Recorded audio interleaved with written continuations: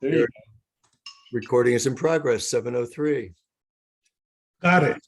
This is the follow-up meeting for the ad hoc committee on the Weddington Golf and Tennis Development Proposal. It's August 30th at 7:03. I am Chip Meehan. I am the committee chair, and I'm going to call the roll. I am here. Terry? Terry Austin is here. Do we lose Terry? You're muted. I'm here. My dogs were barking. So. Oh, there you go. Alexander Black, you are here. Yes, I am here. Peter Cole, you are here. Here. Steve Jones, I do not see. We'll see if he's coming. Tony Knight is not here. Mike Kapolsky is here, distant from I'm here. San Diego. Yep. Joe Laskin is not attending, Terry. Melanie Here. and Scott Mandel is here. We do have a quorum, but there will be no motion decided tonight. My comments from the chair will be brief. This is a follow-up meeting to the meeting we had on August 30th. The intent of this meeting is to go through items 4 and 5, which were topics of concern brought up by the original public comment filing by the neighborhood council in June. We are going to discuss those, share our thoughts, briefly touch base with the stakeholders, Ari and Stacy from Harvard Westlake, and then go for public comment, of course, but more likely need to revisit those topics with the applicant from Harvard Westlake, and then come back one more time or more if necessary in additional public meetings. Chip, can I just really quickly offer up, as you noticed, David Wheel is not here on this call today. David, as most of you know, is our chief financial officer, but also the project lead, and has been closer to the preparation of the DEIR than Stacy and I were or have been. And so last meeting, there was a bit more conversation. At this meeting, I will endeavor, and Stacy will endeavor, to answer questions that we know the answers to, but we will probably be more of an active listening mode, taking copious notes, and then returning back to this committee with answers to the questions that you want answers to, either with references to the DEIR or with narrative responses that we can provide at the next meeting or in writing.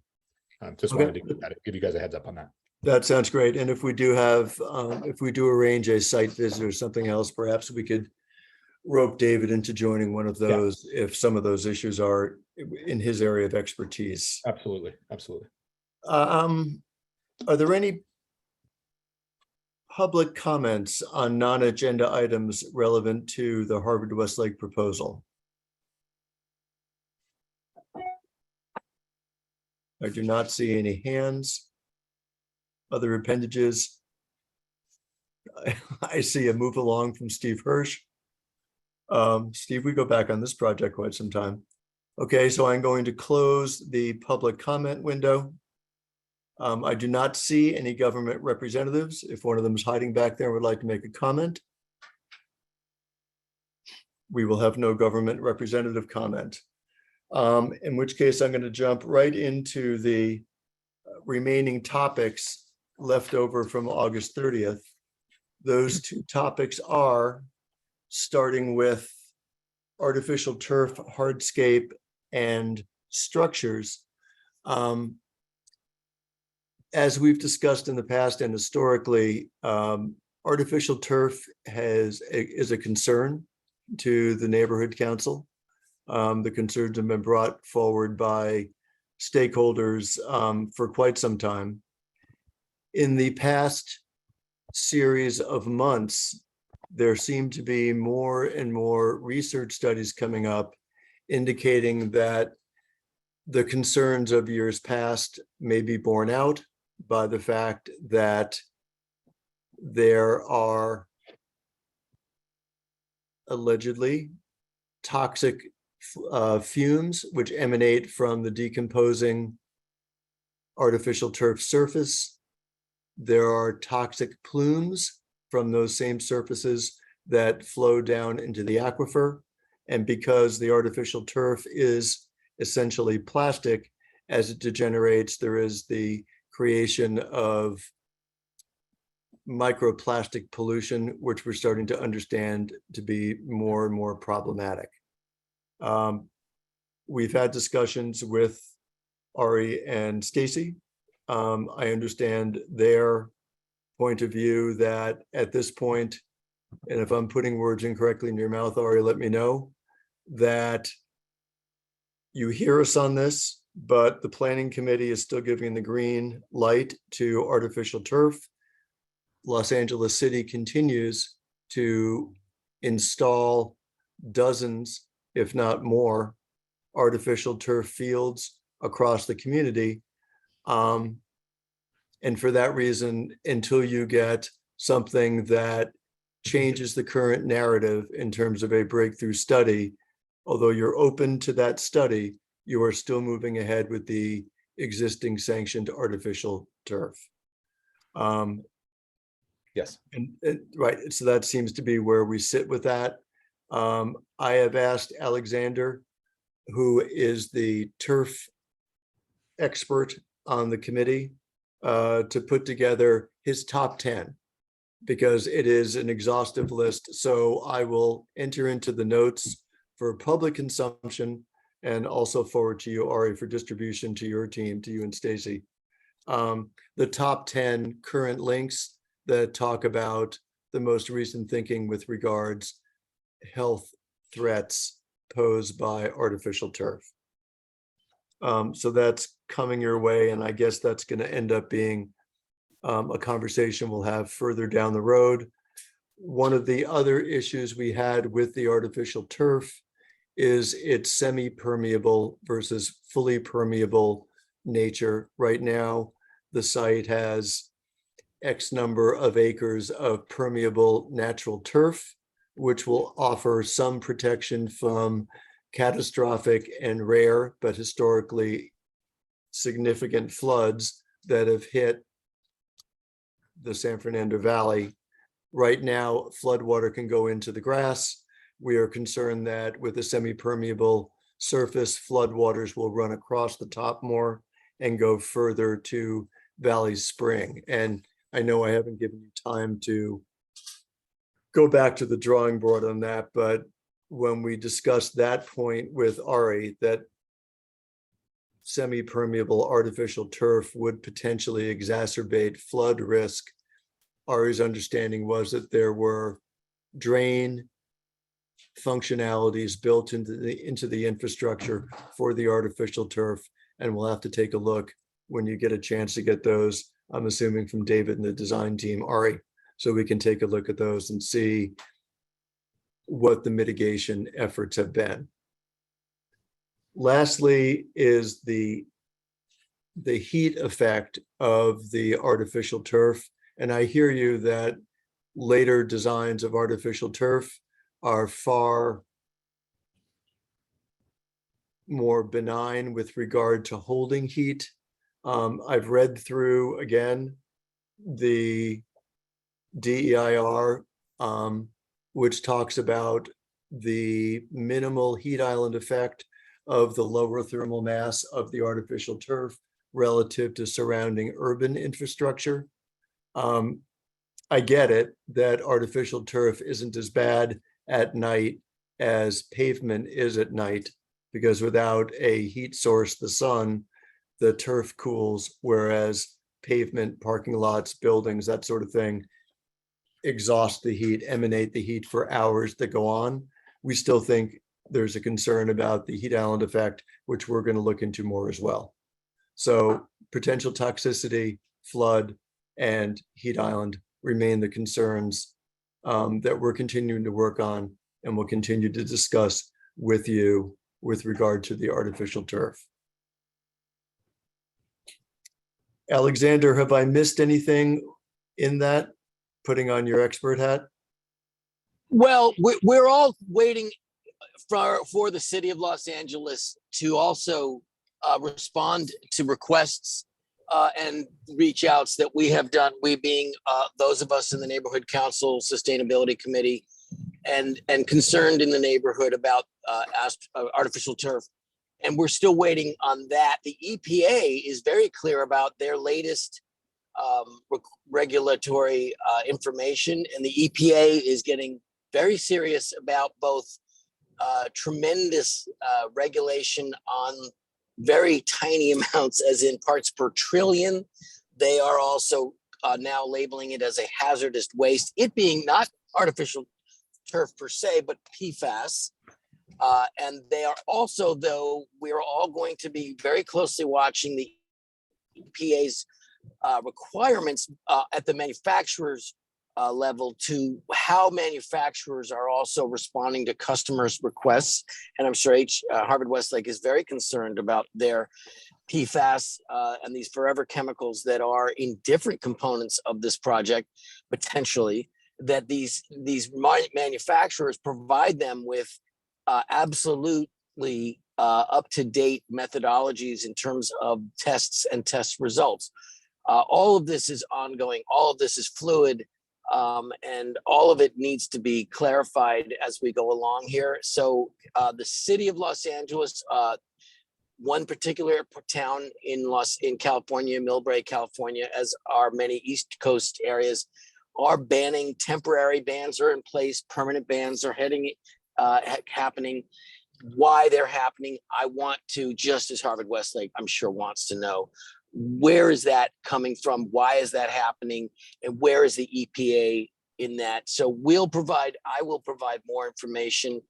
And the city of Los Angeles, please be assured that they are also concerned and looking at the artificial turf question, in particularly this PFAS chemistry question, and that in so much as the pathways in which people, particularly children, athletes on the field, way before the water has left the field, are potentially ingesting chemistry in artificial turf. And so all of that is being looked at.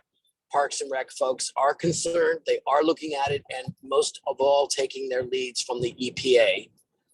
As I can always tell people, please refer to even just Google and EPA websites, government websites, California websites regarding specific EPA latest information on this particular situation with artificial turf. I'm going to stay fairly focused on the chemistry part of it, but I think everybody has been aware of the heat issue. And that is going to be very, yes, as you've stated, each manufacturer, each artificial turf can be unique, both to that manufacturer in terms of the blade and the backing, and yes, the infill and some of the updated infill choices that are being made to try to handle this heat issue.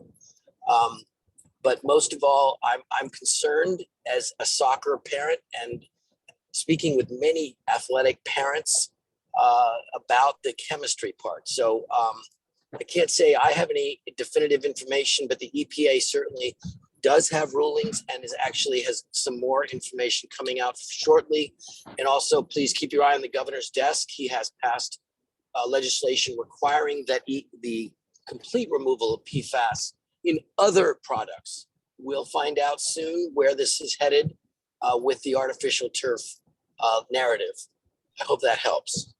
It does. And that most recent EPA stuff is in the list of 10 you sent to me, to be honest. Yeah, but realizing that, yes, most of all, I think if people would like an anchor when it comes to this, and as far as all of us agreeing, at least on, or believing that our EPA, our California EPA, our national EPA is a place we can all rest our hats and say, okay, we're going to believe that particular ruling, that particular science.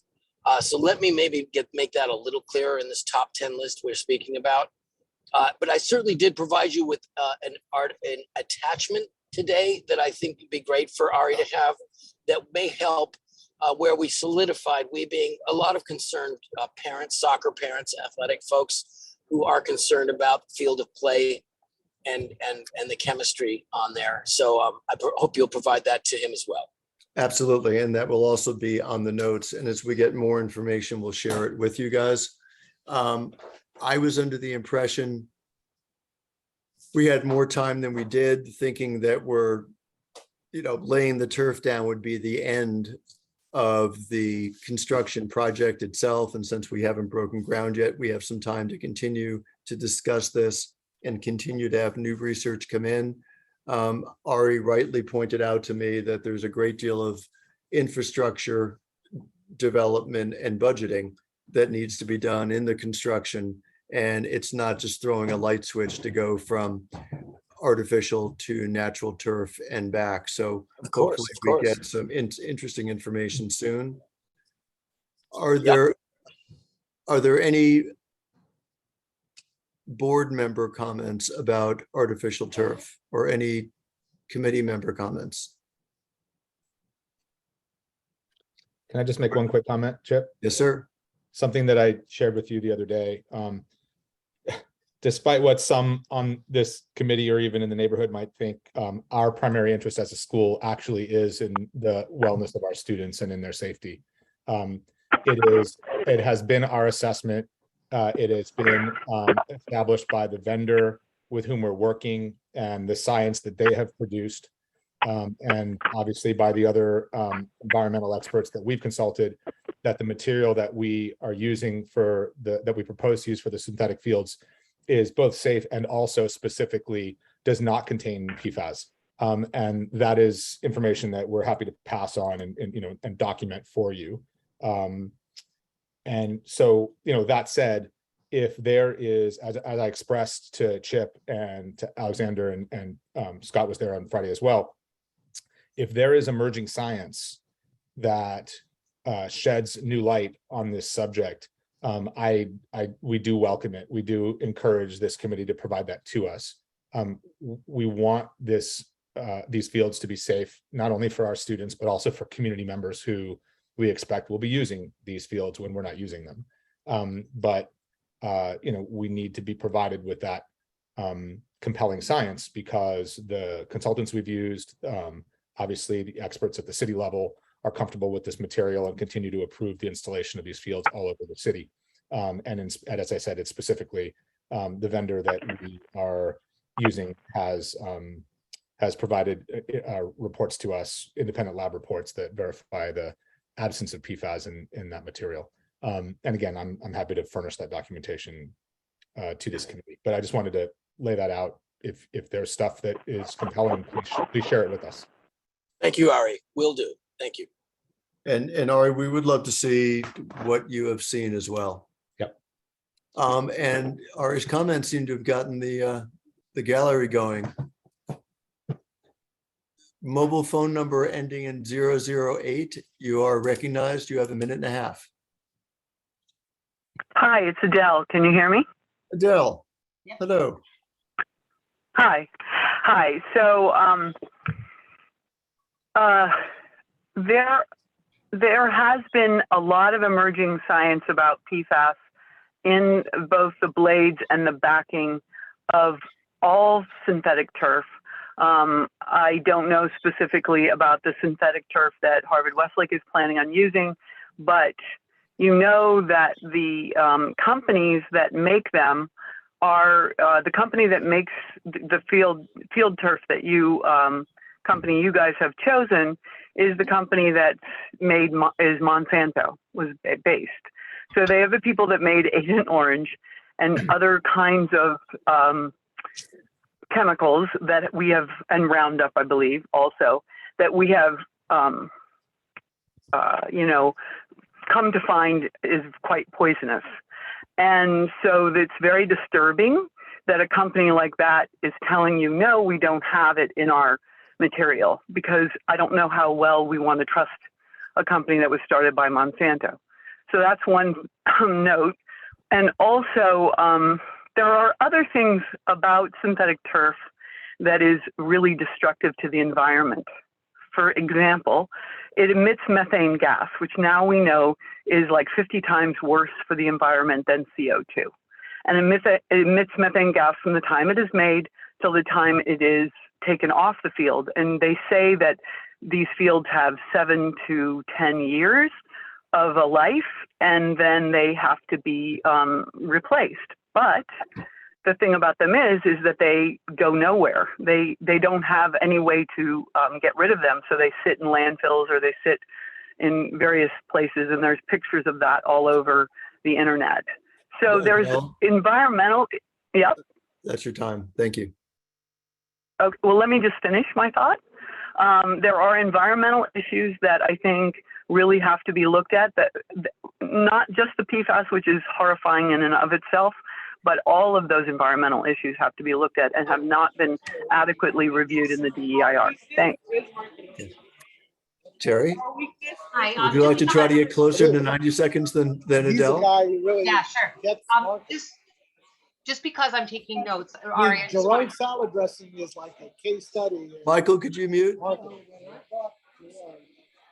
to find out what salad dressing Michael's ordering. All right, just because I'm taking notes, I want to be accurate here. So so you said that changing what the vendor for the artificial turf or what kind of artificial turf you're using is a big deal, and you'd need to know. It's not something you could do last minute. And I just want to clarify what the thought was, is that because we aren't experts in the field and we're giving you a concern, and what we're giving you is what is publicly available as data.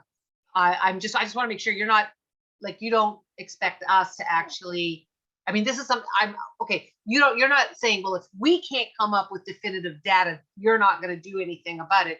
We're saying these are our concerns, and we're expecting that you are going to go back to your people, maybe not the vendor you've chosen, but maybe another expert and somebody other than the vendor, and say, what's another opinion? I just want to clarify what you were saying there. Like, are you saying that if we don't provide the data, there's nothing you can do about it? I just want to get your thought. I don't want to misquote you or anything.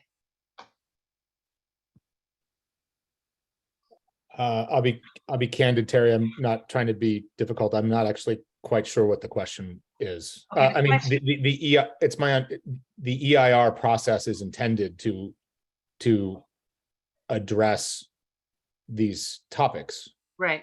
That's why there's extensive treatment of the turf in the DEIR. There's a comment period for you to ask the city questions about the conclusions that were drawn.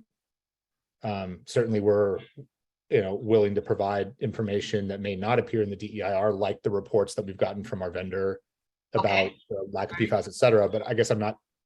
No, that's helpful. I'm not really sure I think what the that's question is. helpful. So can I ask then, may we ask for what your vendor, would you send that to Chip, whatever you got? Yes. Okay, Yes. and we will try to provide you with whatever we might have. Yeah. And okay, so that's what I just want to make sure that I just want to misquote you. Take a note. No, in the interest of the children, we are all sharing everything we know. All right. And I think that that's something I want to reiterate. As I said, our interest genuinely is in making sure that the site as a whole, but certainly that these fields are safe for use by our students and by members of the community. It is our conclusion, based on the information that we gathered in building up to the design choices that we made and materials choices that we made, that this is a product that is safe to use. But we don't simply intend to turn a blind eye to members of the community who are suggesting that there is another, that there are other conclusions that could be drawn about these materials. But it's, candidly, it's not enough for, I'm not picking on Adele. I know Adele doesn't like this material, doesn't like the project, but doesn't like this material. And it's not sufficient as a school for us to simply say, well, Adele says it's no good, so we need to change direction. We need to be provided with compelling science.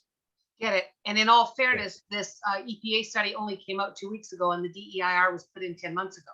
So there may be new information that you're as I acknowledge, and as I acknowledged to Chip on when I met on Friday with Chip and Alexander and Scott, there is obviously emerging science in all fields, and certainly it wouldn't be surprising if there is new stuff to be learned about these materials. So based on what we talked about today, when we're saying these are our concerns, what I'm asking is, you have the intention of going back, because as you said, these aren't things that you can really answer tonight, but these are the things you're going to take back, and we can expect that you'll come back to us with We've looked at the EPA study. We've asked our vendor, we asked a third party. You're gonna come back with some answers to our concerns. Is that right? If you send us materials, we will certainly look at them and we'll take them seriously. And I will also go back and get the materials from our vendor that they provided about the nature of the product and share it with you. Thank you. Cool. Goat Puppet, you are up. 90 seconds, sir. Where are you? A surprise. Yes. So again, yes, Adele Slaughter is doing a good job keeping these people honest. But what we really would like to do is just bulldoze this entire project and put back the hotel as it was. Imagine, look at all the tax write-offs you could get. What are you talking about? Well, human. They would be reestablishing a cultural monument. Yes, and they would have to build it to standards, grandfathered permits. Yes, we could plant all those beautiful trees back and put the little river back with the little bridges over the river with the water running through the restaurant, like the good old days. Chip remembers that. Yes. Yes, we don't want these nice looking glass boxes because glass boxes are for people who cannot throw rocks at the windows. And these people do that all the time. Yes. That's all we want, developer humans. We just want our little Caribou Lodge back again so that we can go in there and park and get hammered at that bar over there that used to be there with our favorite bartenders. Oh, I used to remember that. That's right. That's your time, Yes. sir. Thank you. Yes, bring us back. Do it, Chip. Give up. Heidi, you're up. Chip can do it.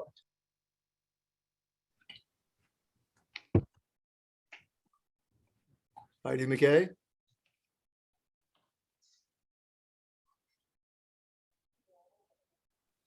Heidi McKay, are you still in? Yes, can you hear me? Yes.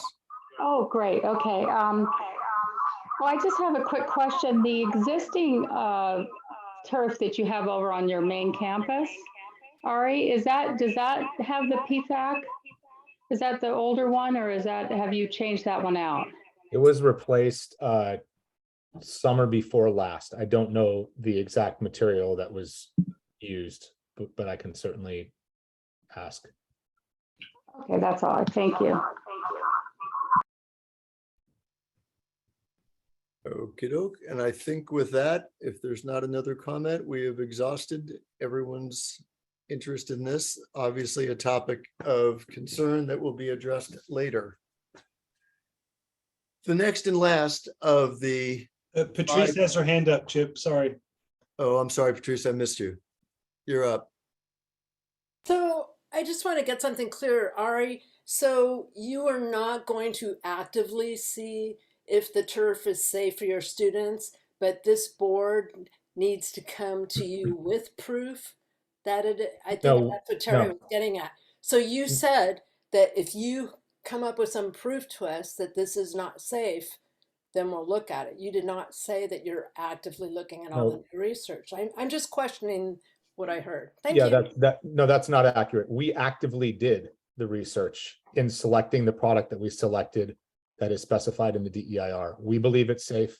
The vendor believes it's safe. And more importantly, the environmental experts that we hired believe it's safe. In addition, I would add that the city believes it's safe, which is why they continue to approve these fields all over the place. Right, but we're That talking said, about new information that's coming. if there is new information, you need to share it with us. The information what that I'm we saying. have, upon which we have made very carefully reasoned decisions, is that it is safe. Okay, but And so you're- I dispute your characterization that we haven't done our homework and that we're asking you to do it. We have done our homework.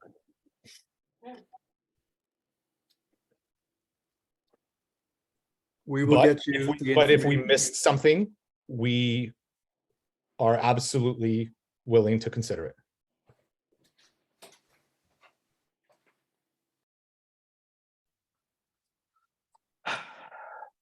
I believe that closes the conversation. Richard, do you have a question or a comment, sir? Yes, I'm just trying to see. Does it take special training of your maintenance people to keep the field up? Is there special about that? You can't mow the lawn. So is there something that you have to do, which is equivalent amount of time consumption you have to send somebody over from the campus to do? And is there provision for that?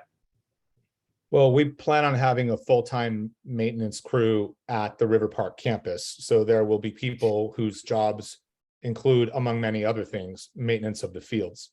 I am not privy to the details of how synthetic turf fields are maintained vis-a-vis a traditional grass field. I know that it is a lower maintenance field, a lower maintenance product, and that's one of its benefits. But there is maintenance involved.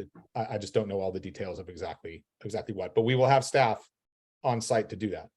Thank you.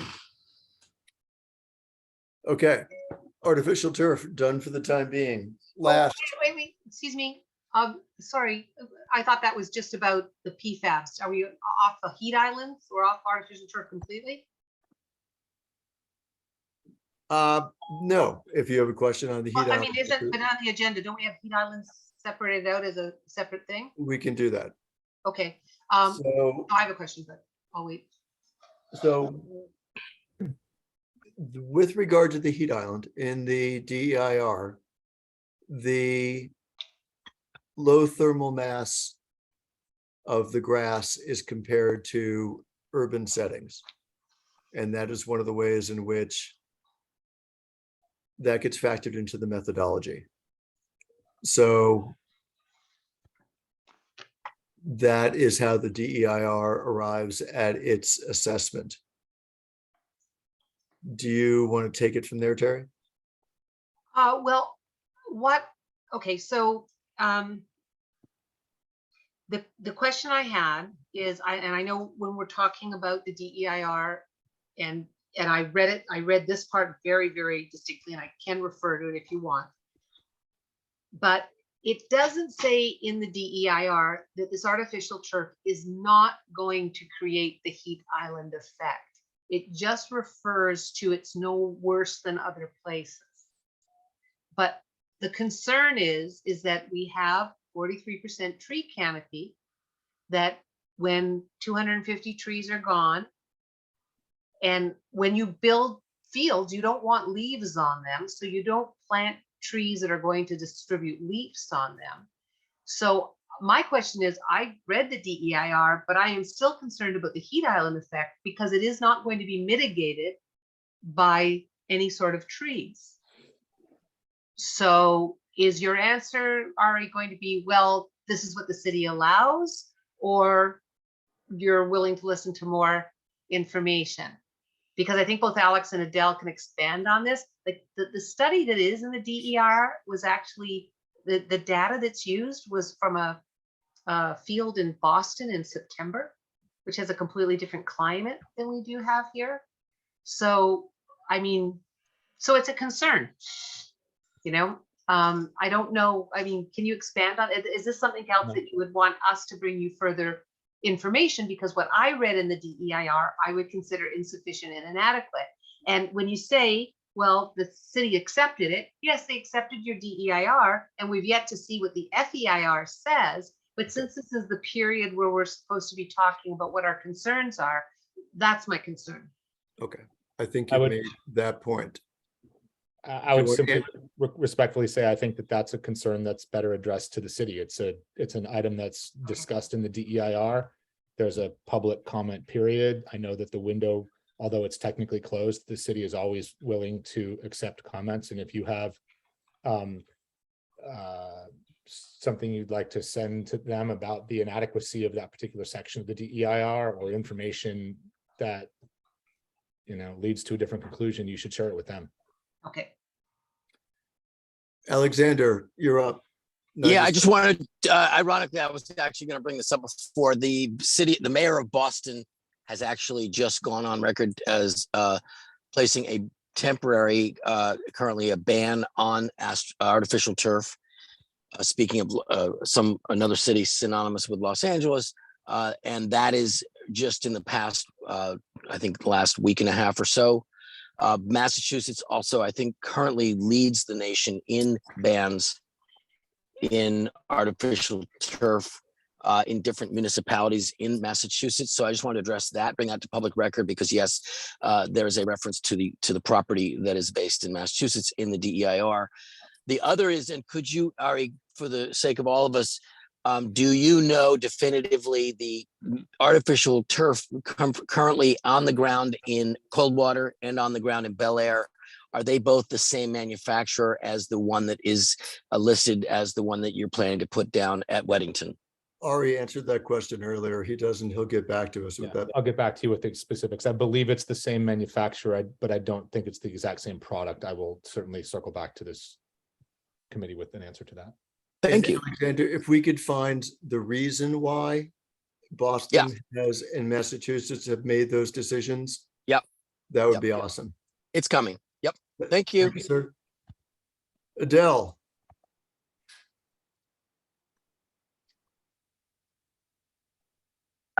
Am I unmuted now? Yes, you're there I am. I just have a suggestion, Ari. I know you think that I am so against the project, but I'm against the size and scope of the project, but I'm not against you. But I'm also very much of an environmentalist, and I know that there is a trouble with synthetic fields for so many reasons. But my suggestion to you would be to get an independent study. And I don't think you've gotten that. I think you've gotten reassurance from Field Turf. And Field Turf, as I said, is not exactly a reliable resource since it is big oil. And I think that if you guys were to get a real independent study that proved that there was no PFAS, because as far as I know, there is no synthetic turf at this point in time that is PFAS free. Once it starts to break down with the sun and the playing and the water, PFAS is shed by the leaves and by the little leaves of grass and the backing. And then it goes into the water table and it goes into the kids and it's poison. So that would be very important for you as the school to have an independent study prove that what you're saying is true, because I don't think it is true. Thank you. Okay, anything new, Goat Puppet?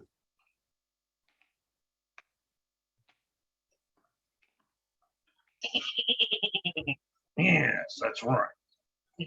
Well, go ahead. Yes, again, I sense there's hostility involving this turf. We don't like turf. We want natural grass. Turf causes all kinds of injuries. For years, people have been slipping on it, sliding on it, and breaking their medial collateral ligaments. Wow, that's like medical testimony. Yes, that's right. Why can't you give these people natural grass underneath their little feet? Like over in Newhall Ranch where I was yesterday at an open house. Scott knows where it is. It's on Copper Hill Road. They have 50 acres of natural grass parks next to a school. Yes, isn't it a shame that little Studio City can't get a lousy couple of 100 acres protected? And the reason why you want natural turf is because it's fucking cheaper. And rebates. Oh, yes. What about those rebates? You get rebates from the people stealing our water. You don't want to put grass in because you don't get any rebates.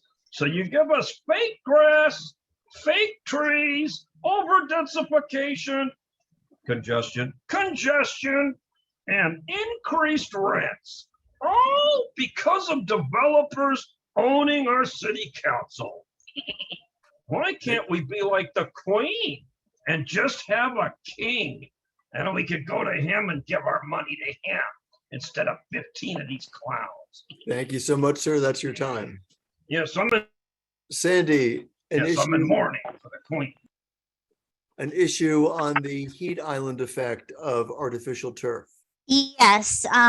First of all, I've been a resident in Studio City for over 30 years. I'm 100% against this project for many reasons besides the heat island effect.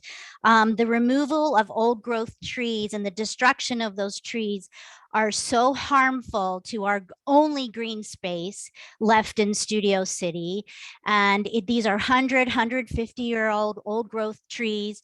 People might not know that they clean the greenhouse gases, they store water in their roots, they provide shade, they lower the temperature. I mean, there's a wildlife factor there, but there's also a cooling effect there. And to remove this green space, to do this years of construction, I don't know how it's being approved when we are in a water crisis. They are talking about putting hose pipe clenches on our water so that we can only use a limited amount of water. Artificial turf is 100% across the board unhealthy, not only for children and the off-gassing, but for the wildlife, for the soil. It's just a big problem. And I've already written the governor's office. I'm writing Sacramento. I'm writing the EPA because I feel so strongly that Studio City has gone developer friendly and has just totally ignored the impact on the corner between Witsit and Coldwater and what Harvard Lake, what the Sportsman's Lodge, and now what Harvard Lake's doing at the Weddington project. It's just against all of, common sense. And it's gonna, long-term effect is gonna be devastating for our community. Thank you very much, Sandy. Keep us posted. Melanie Winter, thermal effect of artificial turf. Yes, sir. I will just note that there's a lot of documentation about, just how much higher temperatures are on artificial turf as compared to regular turf. And anecdotally, I was out at a press conference in Sepulveda Basin on an artificial turf field, and it wasn't even triple-digit temperatures. And I sat in the shade for the press conference, although, electeds were out there in the sun talking. Somebody called me over after the press conference was over, and I started to walk across the field with my dog, and my dog screamed because the artificial turf burned her paws. Worse than asphalt. Worse than asphalt. And I know we don't want to raise the heat island impact in the community, and I know that you don't want your kids suffering from that. I think it's important to note that this is a few degrees warmer down in the flats here than it is up in the nook there in the canyon. And we're going to be seeing increasingly more and more triple-digit days, more and more 90-degree-plus days. It's the heat impact is definitely something you want to consider. And just as an aside, 22 years ago, I advocated for bringing artificial turf to Real Los Angeles State Park. I would be advocating now to take it away, to take it out because of the negative impacts. We did not know now what we know then, and I'm sure you're smart enough and you're caring about your kids enough to be able to reverse course when the information is there, and to be more concerned about what the accuracy of the information is than in your sunk cost of your commitment. Thanks.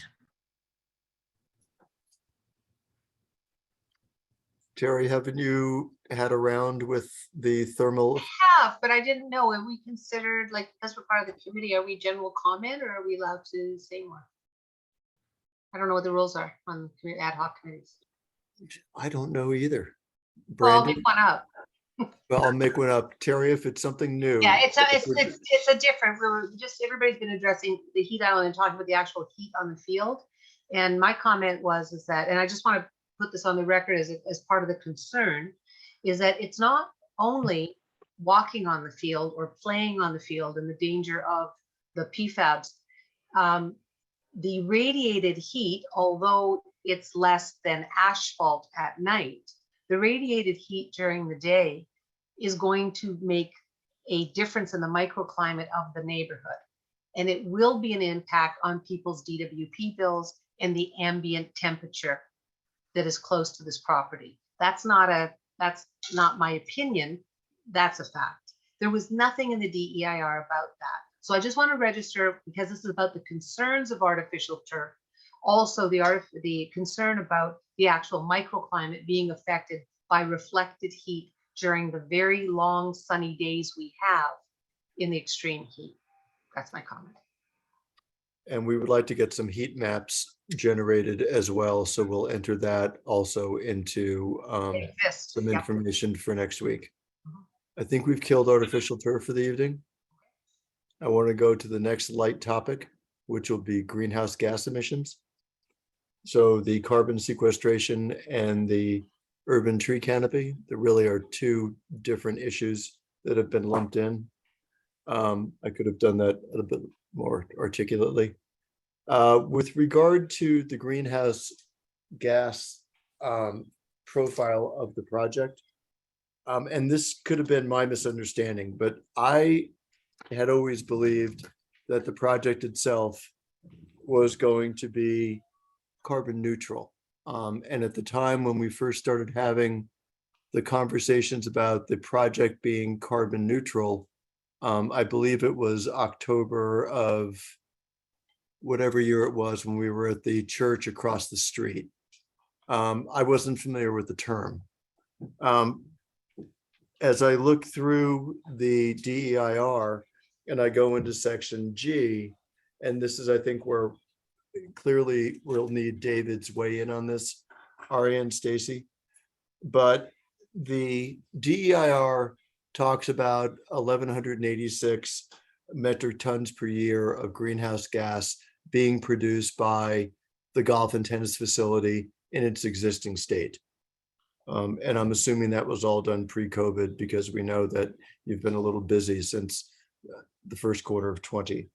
The study then, and this is table 4 G/7, it's page 53 in section G of the DEIR.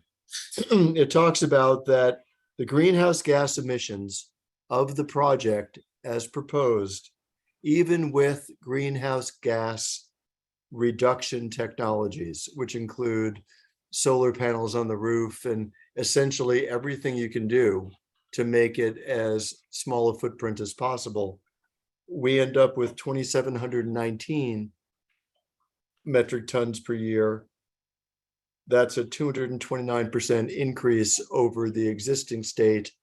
You take out the 1186, we're still plus 1,533 tons per year. So we're more than doubling under the most optimistic assessment what the greenhouse gas emissions are. And if you back out the successful greenhouse gas reduction technologies that are in that favorable model, then you're at almost 3 times, 3,452 metric tons.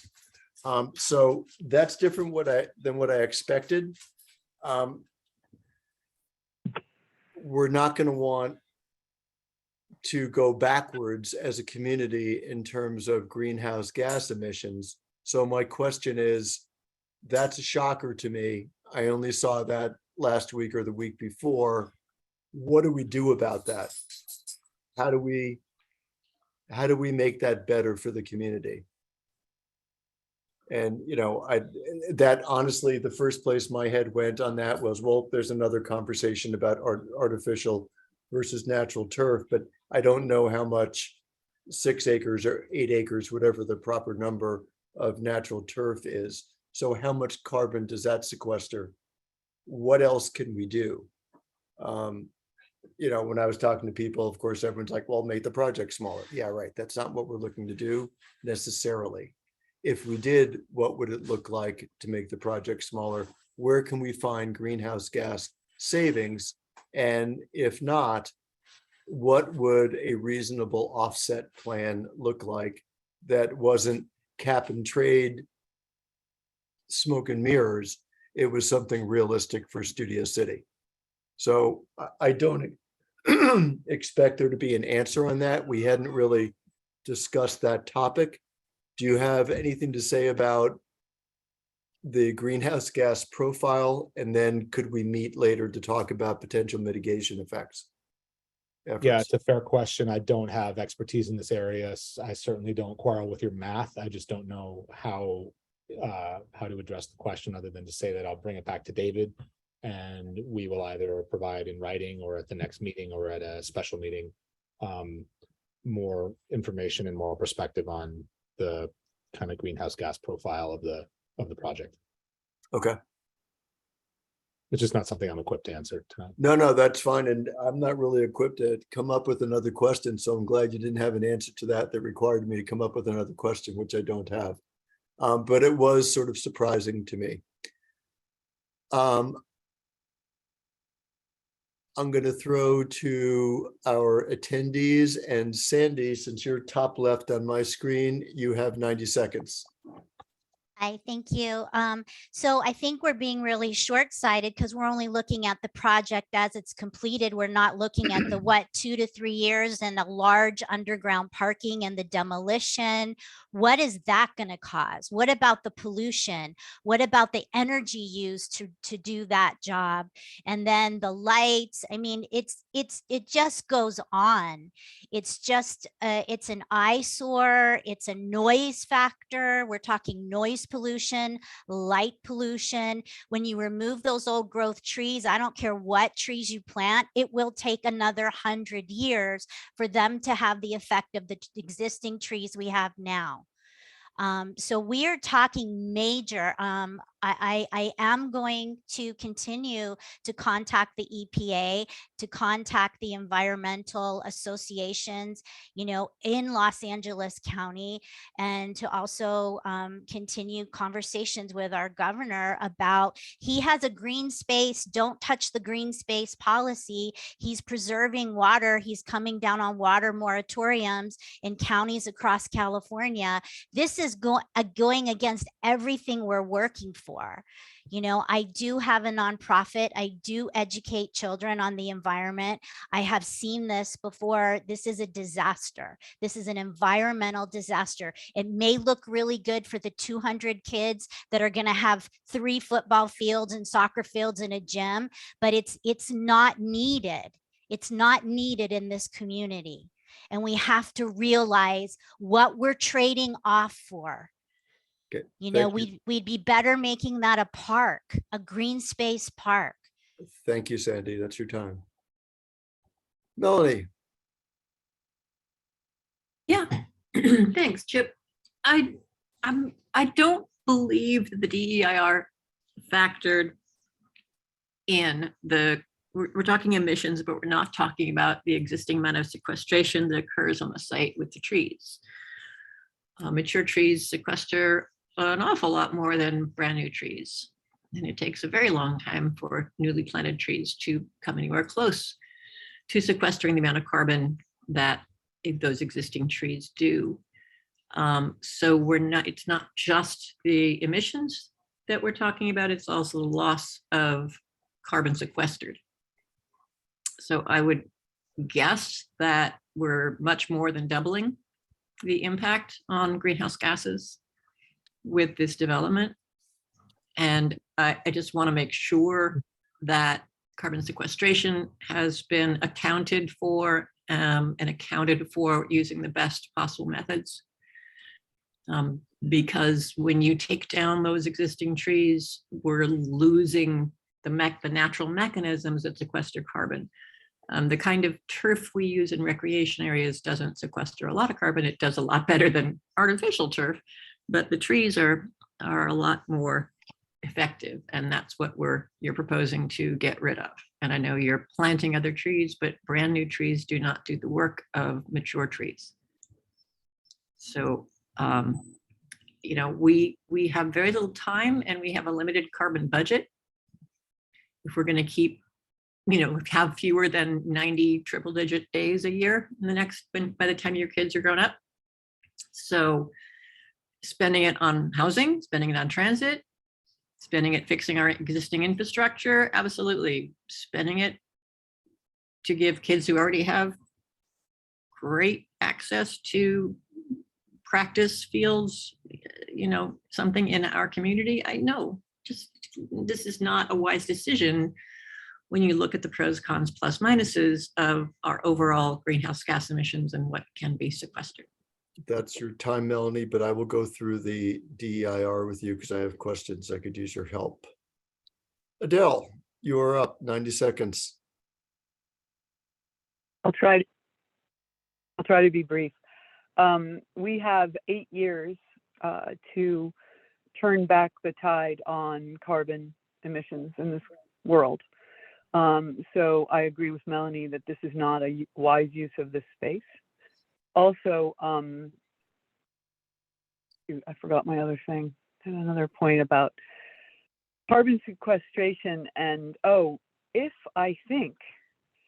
Harvard Westlake was truly cared about the community, what they would be doing is replacing the trees that are dying there, because they are dying because of lack of water, I believe, with native trees, and doing that slowly now and not waiting. And the other thing is, the Department of Wildlife and Fish and Wildlife, in their recommendation, they said that it would be better to do a staged taking out and replacing of trees and not do it all at once, because it would be a horrific impact to the wildlife there. And so I think that there are things that would mitigate if they were to, reshape their plan and rethink some of the things that they were going to do and do it in a more ecologically, environmentally friendly way. I think that is a possibility. Thanks. Thanks. Goat Puppet, you are up. 90 seconds.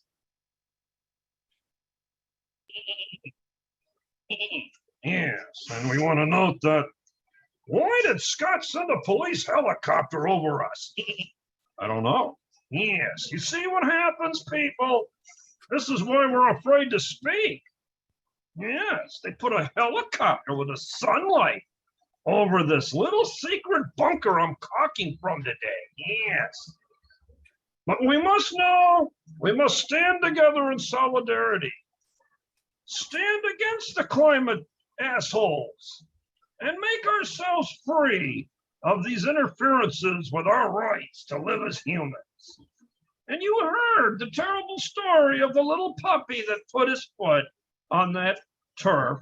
Here's what it sounded like. I'll play the recording. Yes, see that? Now, let's play the same puppy running on a nice real lawn. See the difference? You see the difference. The scream of the animals is enough to put you in pain. No astroturf, trees, and give us back our environmental footprint, including canopy cover. Something Scott wants to talk about later. When you cut down more trees, you increase global warming and you increase the level of gases in the ionosphere. Goat Puppet, Yes. that is your As an time. animal, I know the difference. Stop Thank you, this Ed. environmental hazard, this project. Thank you. Okay. Just The wanted me to unmute. Thank you. nicely done. The other issue with regards to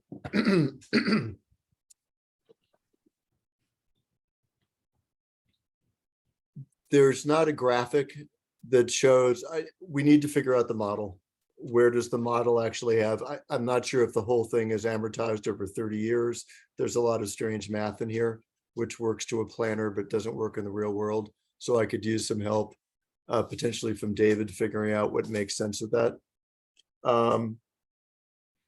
If we had a timeline for sequestration and production, sequestration capacity, greenhouse gas emissions on an annual basis, so we can see what happens in construction those larger trees will be cut down. At what point does the canopy that you're planting kind of catch up? Like, where's the balance point in there? I talked to David about that once, and I thought he was going to put that together. He may have. Does that make sense to have plotted over time, sequestration and greenhouse gas by year? I believe that was, Yeah. that has to be intrinsic in the report itself, and that might answer a lot of these questions which come back. The other issue is that the neighborhood council has adopted a proposal and forwarded to LA City, which has been adopted by many of the neighborhood councils across Los Angeles, that is requesting the city plant 100% natives.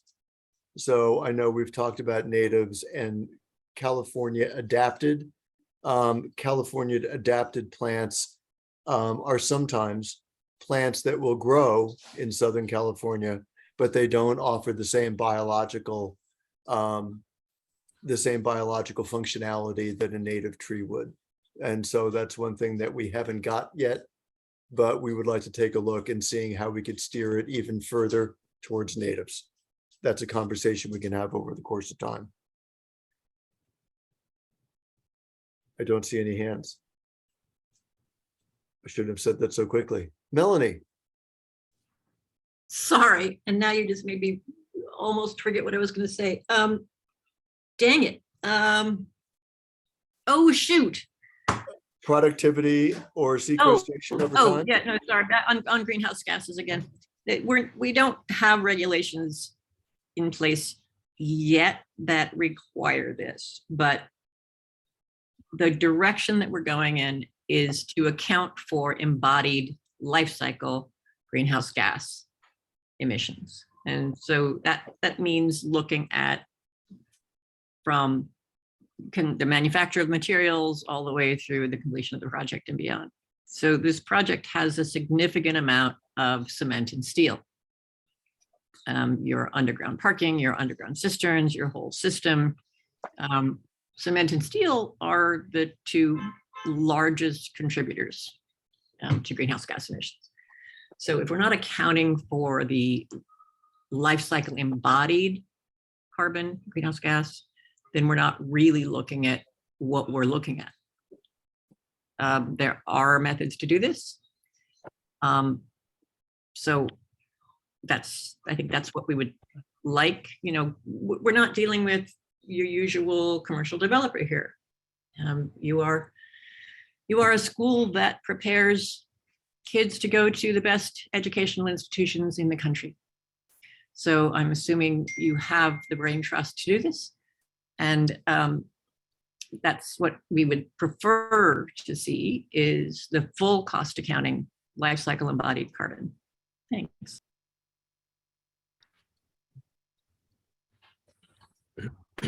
Okay. Chip, I ahead. was gonna ask a question. One of the things that would be really helpful is I've been taking notes on the questions that are being asked, but it may be helpful for this committee to, I don't know how you do it around the Brown Act, because you can have serial meetings, but or for you, maybe just as chair, to try to gather through individual conversations with members, a complete list of the questions and submit them to us. I've been writing stuff down, but I want to make sure that we're answering the questions that are being asked. No, I think that's a good suggestion, simply because we're starting to fall into the areas of expertise for each of the committee members, and those of us that are not expert in that field need to have some cliff notes on this as well. So I will get you the questions we have, and I will send you also what we have promised to you in terms of deliverables. Perfect. And so we can go from there. So I will get you something by Wednesday, close of business-ish. Okay. Okay. Or, how about the end of the week? That way it's. Yeah, that's fine. Yeah, when you get it to us, you get it to us and we'll start working on it. Okay. Yeah. I see two more questions, and we're going to take those, but I think we're pretty ready to wrap until we have the next conversation. Melanie? Yeah, I just wanted to follow up. I'm not sure that you addressed this quite at the beginning. Maybe that's what you were getting at, but you're taking notes. We've provided you with questions. There's a lot of questions and things that we've asked in the past and we've provided in writing, and we were at the last meeting that we don't have answers for. We don't have a recognition of. So I'm just wondering when we can expect that to happen and how many more meetings you think we're going to need to have to get to all of our questions and that sort of thing. I think what I'll do is I have the list. Peter and I have swapped the list back and forth. Peter's hand is raised, so we'll speak with him about this. I have 4 or 5 of the questions that he had culled from the transcript. I think we do need David for those questions. So if we're not able to get him live, and I understand everyone's busy, we'll make sure we get that in text form so we can get an answer. So that will be, so questions we asked on August 30th, Melanie, will be included and earmarked as an August 30th, not a September 19th question, when I get Ari the list of questions from us. Thanks. So okay. Goat puppet.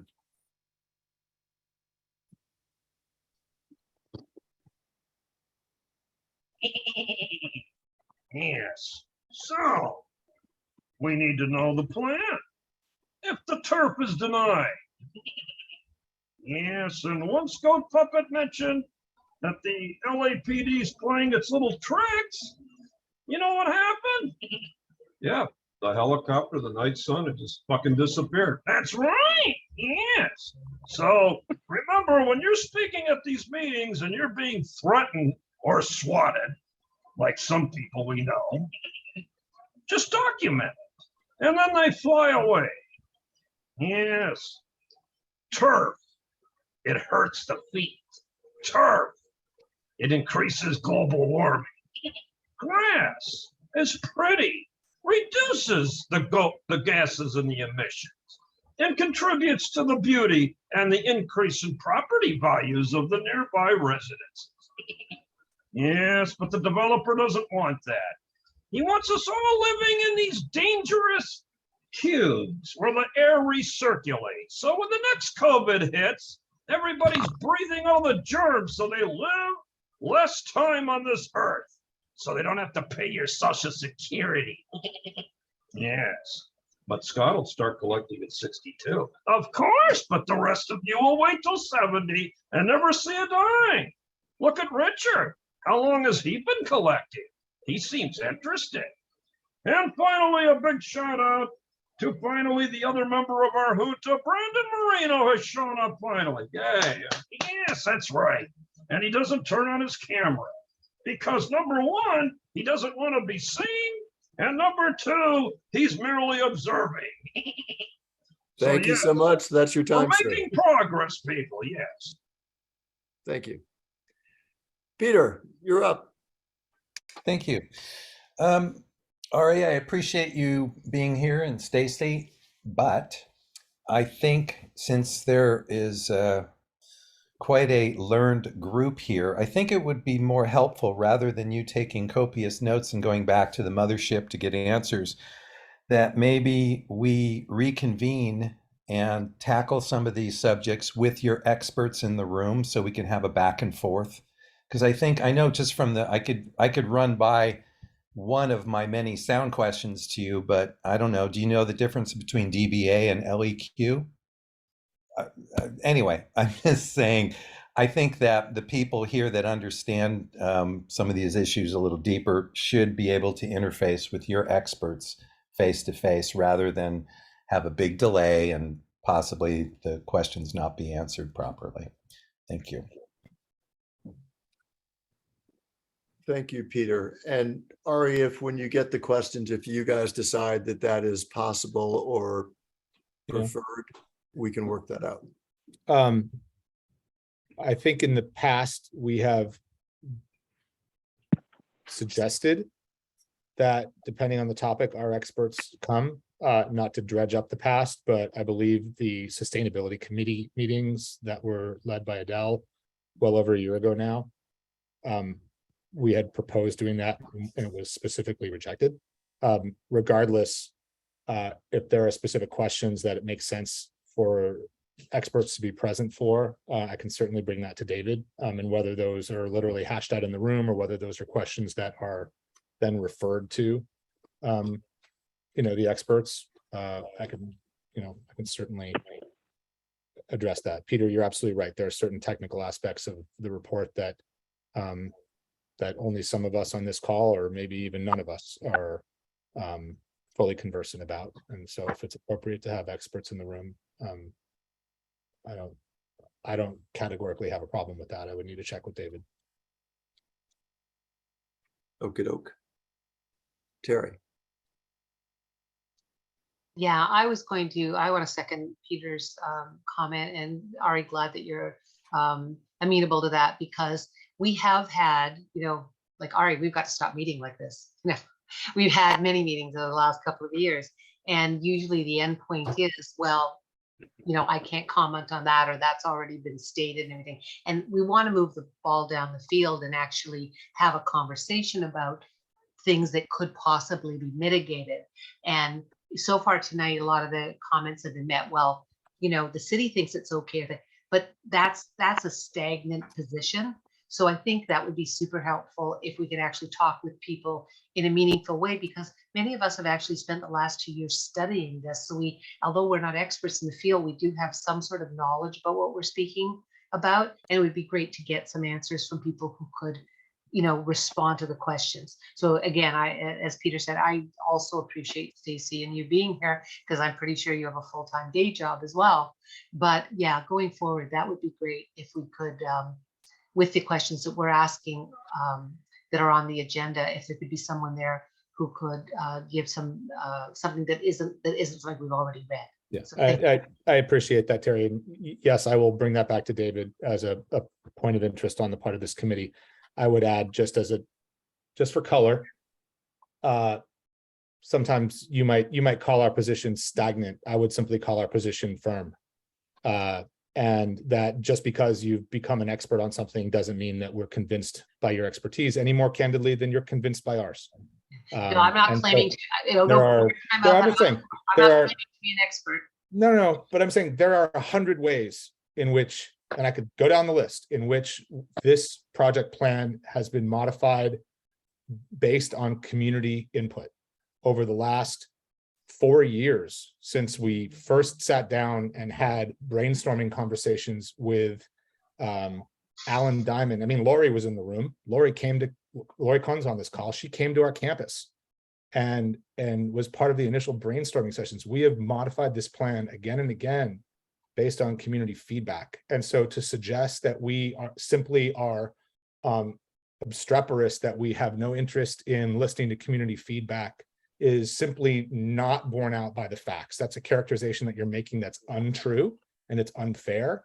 Just because there's something that you feel strongly about does not mean that you're right. And it does not mean that we have to change it. And I just want that to be, to be known, is that we are making great efforts to accommodate community feedback, but that doesn't mean that we're going to accommodate all of it. And it doesn't mean that we're going to be persuaded by everything that you send to us.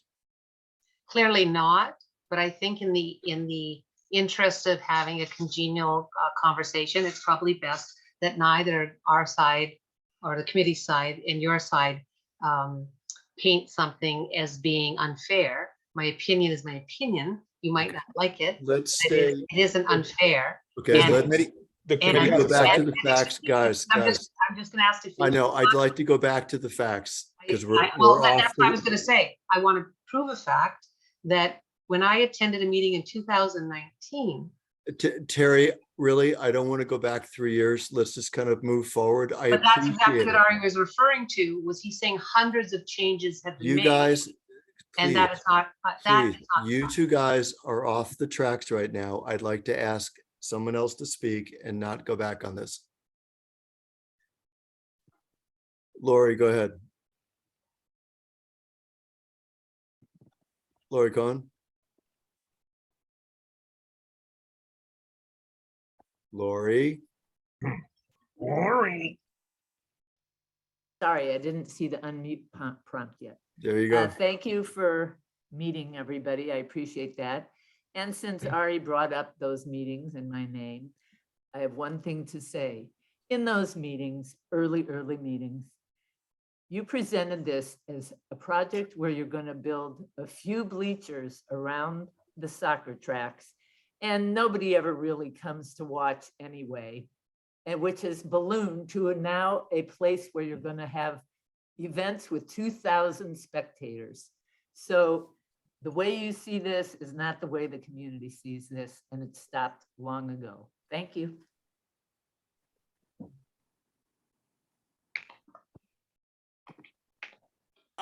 It's 8:50, it's 8:18.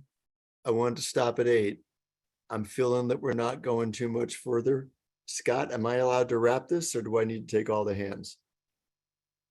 You should probably finish with the hands that are up and then call it a night. Okie doke. Adele, you are next with something new, please. Can you hear? Yes. Can you hear me? I just want to clear something up. I did not refuse any experts ever. What I did was I had a meeting that was about community input, full stop.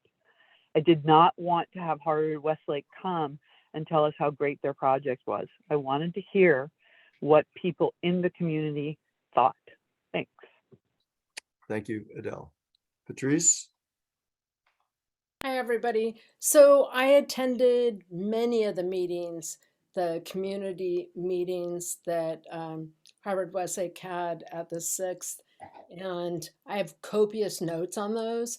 And it was like, we'll never have more than 30 or 40 people attending any of our events. And there's so many other discrepancies, things that have changed. And the most of, at those get-togethers, most of the opinions from the public were negative, but I've never heard one opinion from Ari or Harvard Westlake that was negative from the neighborhood. All you hear about is any positives they might have had. So just wanted to share that. Thank you. Thank you, Patrice. Sandy? I thank you for taking the extra time. I just wanted to add on to Peter's comment about noise. Communities have a covenant of quiet enjoyment. This means that the homeowner will be able to peacefully enjoy his or her property. This is common law. And if the community says this is going to be a noise disaster, nobody wants to live across the street or on the side of the street or even, 2 blocks away from the noise, the lights, the buses, the screaming, the cheering, the microphone, the games. It's just too much. And I think that law alone, that warranty of quiet enjoyment, this covenant that, controls residential areas, should be greatly considered. And we haven't talked a lot about that. And it's just like, yay, well, the kids will have a place to go. We'll have them go up on the hill because this is greatly impacting a very densely populated area, including the proposal of what the Sportsman's Lodge is talking about, 520 new family apartments. I mean, it's insanity. And I really want people to hear this and look at the long-term effects of this. And you're going to be, I call the Burbank Airport at least once a week to talk about the noise problem we're having now with Gen X. But we need to talk about, how do you remedy that? You can't turn the lights down. You can't turn the microphones down and the loudspeakers down. This is a huge problem. It's smack in the middle of a densely populated area. This is not up in a hill or away from a densely populated area. And this is something we can control now. This isn't an after effect of a lot of people moved into an area where they knew there were going to be arena football fields and soccer fields.